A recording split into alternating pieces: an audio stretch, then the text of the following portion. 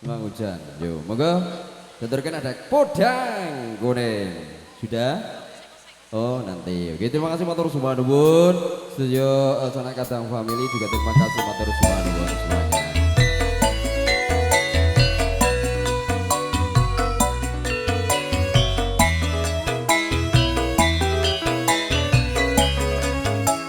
Bapaknya yang minta siapa Pak namanya Pak? Bapak Sukir. Bapak Bapak Sukir, monggo Pak. Naik di atas panggung. Esok awan nang omah wis ora krasan. Akaluyuran goleki sing kasayang.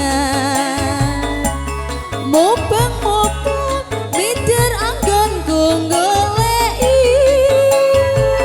ora krasa esuk awan nganti bengi iman yen nganti liya kang nyawa akleang-kleang tak sawang menclone ngempang kekancangan tak rindi saka kadohan sarwi ngoceh dhewe ngale pensoan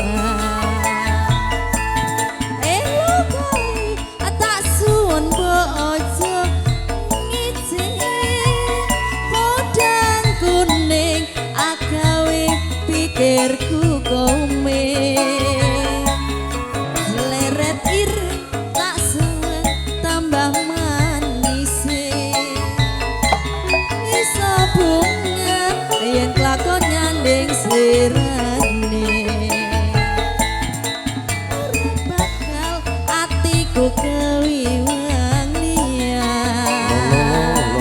yen si podang adudut ati kepranan ora mendo atiku sansaya ndotro tak sranani sun piket bulute bendo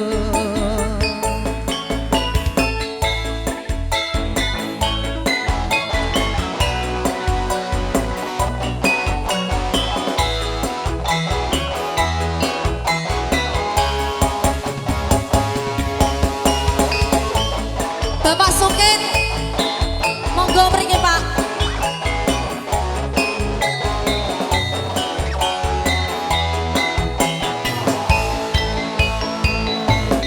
Esuk awan ning omah wis ora krasan kaluyuran anggoleki sing kasayang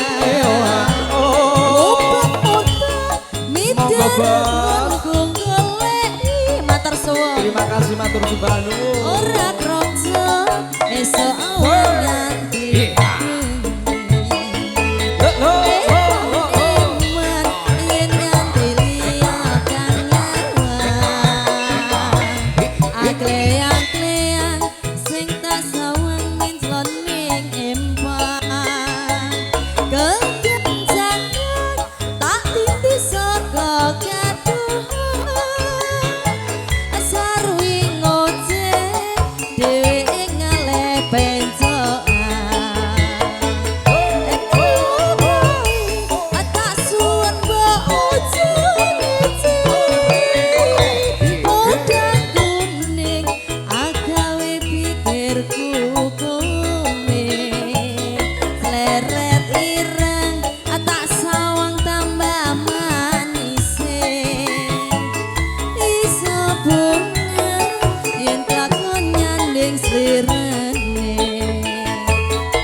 ora bakal atiku kekiwang liyan yen si podang adudut ati kepranan ora mendo atiku sansaya ndutro tak sanani isun pikakulu tependo